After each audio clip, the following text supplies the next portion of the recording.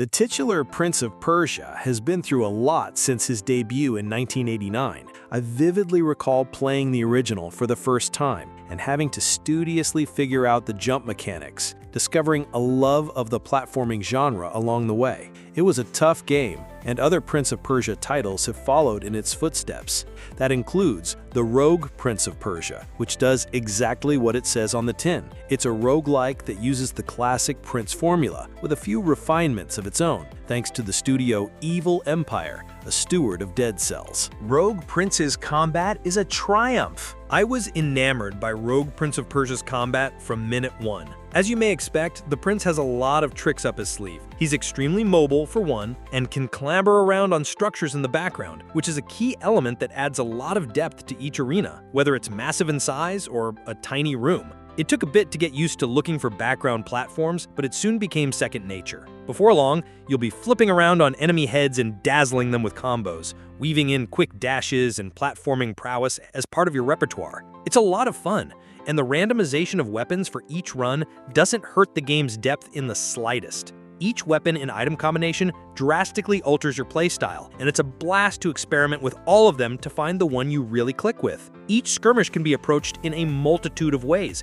when you account for each loadout and the variety of platforming/dodging options available to you at the very start of the game.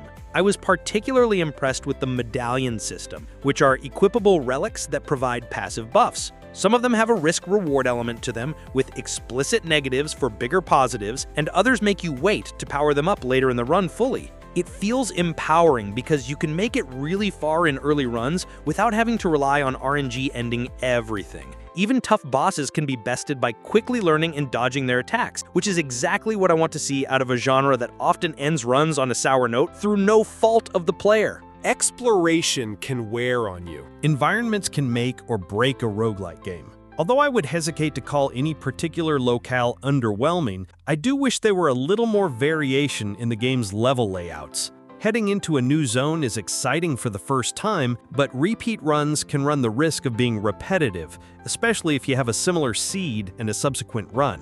It doesn't help that the story isn't the most enthralling tale spun from the Prince universe. Your job is to save your kingdom by wielding a mysterious respawning force, which fits directly into the roguelike nature of the game. It's cute, but the intro is very brief, and we don't really get to see the prince's friends and family beforehand to truly have a link to this world. While the story unfolds as you progress from zone to zone, the game's art style carries a significant amount of intrigue. Many NPCs and supporting cast members feel paper-thin in terms of characterization, with a few exceptions. Some more panache in that department would have gone a long way in terms of establishing this particular Prince universe. Progression, however, is anything but exhausting. Unlike many other roguelikes, progression in the Rogue Prince of Persia is straightforward and rewarding. After each run, I felt like I was earning something meaningful, whether it was a skill point or currency I could spend toward unlocking new items, weapons, or even skins. Skill points are well done here, offering a sense of leveling up while catering to multiple playstyles. Initially, you can choose to make your prince more offensive or defensive, and later skills blur the line between the two. Speaking of skins, there are a lot of them to earn, so completionists are going to have a field day running through the game multiple times to acquire everything. While some of them are a little too costly, it all adds up so that each run feels like it matters for long-term progression. Come for the combat, stay for everything else. Although it's not quite as explosive as The Lost Crown, I can recommend the Rogue Prince of Persia fairly easily for those who prioritize action over exploration.